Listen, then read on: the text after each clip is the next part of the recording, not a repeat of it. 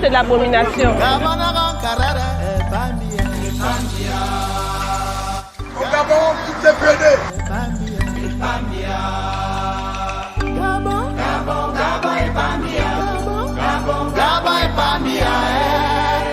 C'est le fait qu'un homme puisse contempler le postérieur d'un autre homme. Le Premier ministre, dans toute la sagesse africaine, je vous dirais, déposez votre démission.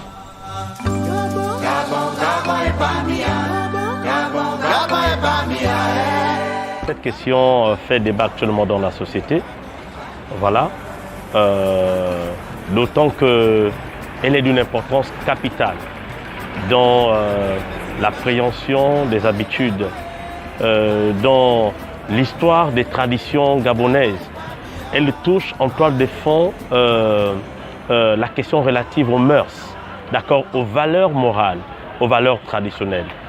Ce qui caractérise chaque pays du monde, d'accord, c'est sa façon de penser, d'accord. La tradition a construit en nous une personnalité, ce que nous appelons en sciences sociales la personnalité de base. Parce que c'est quelque chose de très diabolique. On ne peut pas accepter qu'un homme comme un autre, un homme de sexe, deux personnes de même sexe, puissent s'accoupler. Ça, c'est vraiment très diabolique. On va voir un homme, on parle de l'Afrique, je t'entends de parler tout à l'heure de culture. On voit un homme et sa copine en plein monde, même à l'université Marbongo, là nous sommes, si les deux flirtent juste devant les gens, c'est fini, il y a des regards qui se lancent. Mais qu'est-ce qu'on dira demain après-demain de deux personnes de même sexe qui feront la même chose? On va forcément aller... Il y a déjà une psychose qui se crée entre nous et on verra que tôt ou tard, il y aura forcément une guerre civile entre nous-mêmes. Moi, je ne suis pas surpris parce qu'on arrive.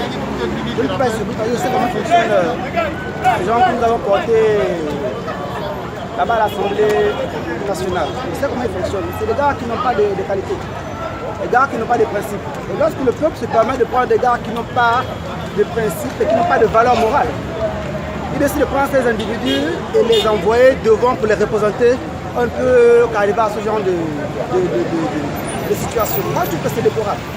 La preuve, c'est que les gars qui représentent le peuple n'ont même pas été choisis par le peuple en temps normal. Parce que moi, je me dis que les gars qui sont censés nous représenter doivent être élus par nous. Il faut être les lois. Ils doivent savoir que ces lois-là, enfin, moi personnellement, le mot sexuel qui va s'embrouiller, il va me connaître.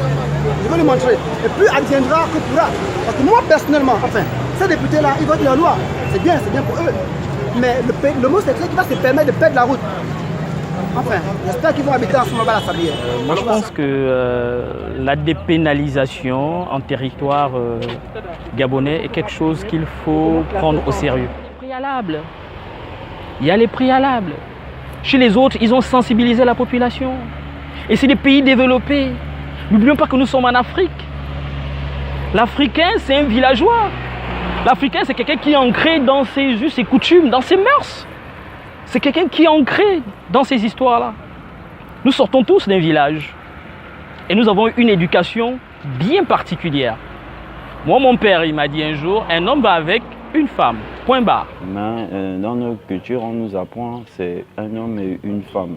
Mais maintenant, là, nous sommes dans la dépravation des mœurs.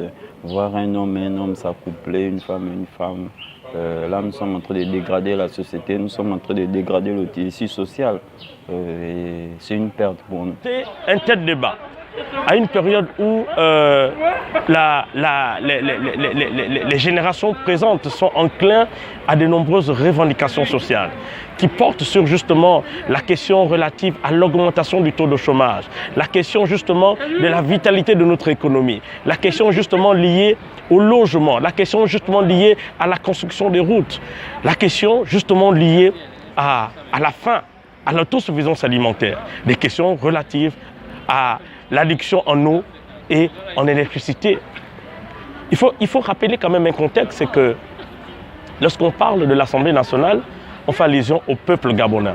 Parce que, à ce qui semble, les députés sont élus en suffrage universel direct. Donc leur voix n'est pas la leur en réalité, c'est la voix du peuple. La question c'est qu'aujourd'hui, est-ce que ce vote est en adéquation avec la volonté du peuple? Vous et moi, nous connaissons la réponse. C'est non. C'est non. Et celui de leur dire que en tout âme, en toute âme et conscience, et de cette part d'humanisme qui leur habite, est-ce que pour des têtes pensantes, il était question de privilégier ce qui ne doit pas être définitivement de ce qui doit être? Ce n'est pas un piège, mes chers messieurs, c'est une haute trahison. C'est une haute trahison. Lorsqu'on est dans un état de droit, le peuple est en mesure justement de revendiquer la levée, d'accord, d'humilité de leurs soi-disant représentants. Parle-t-il? Parce qu'il aurait fallu avant que, pour que cette question soit portée en débat à l'Assemblée nationale, qu'elle fût l'objet, d'accord, qu'elle fût l'objet d'une consultation, j'ai envie de dire, d'un référendum. D'accord. Demandons au peuple, parce que les lois sont votées pour être appliquées. Mais qui doit les appliquer? C'est le peuple. Qui doit les voter? Ce sont les élus du peuple. Ce que pense le peuple légitimement par rapport à un besoin précis doit être justement porté au plus haut sommet des institutions parlementaires par les élus parlementaires. Je pense que ce sont les consommateurs gabonais qui ne captent pas la gravité des faits. La gravité des faits, c'est quoi? Comment payer plus de 50 000 francs? Canal, Horizon ou Canal, je ne sais pas trop quoi, qui nous distille des programmes télévisés à des milliers de kilomètres qui nous agressent dans le foyer sans que personne ne lève le petit doigt. Je ne fais pas de la mauvaise campagne, mais je parle du réel parce qu'aujourd'hui, le Gabon est mal. Ce que le peuple fera demain, c'est un peu hasardeux de mon point de vue.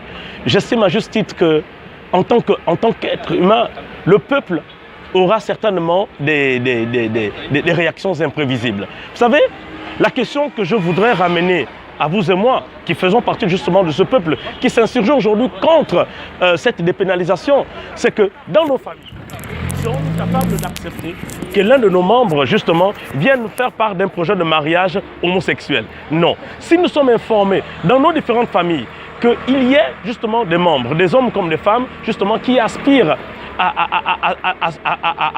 ce type de diabolicité, est-ce que nous pourrons les approcher? Est-ce que nous pouvons un jour les laisser au contact de nos enfants? Est-ce que nous pouvons un jour les laisser rentrer chez nous, dîner, à une réunion de famille, chez nous? Non. Nous allons simplement créer une fracture sociale. Une fracture sociale. Voilà. Que ce type de personnes vivent dans son milieu et que les personnes... Parce que c'est des personnes déséquilibrées. Mais les personnes déséquilibrées sont comme un virus. Ils sont comme un virus.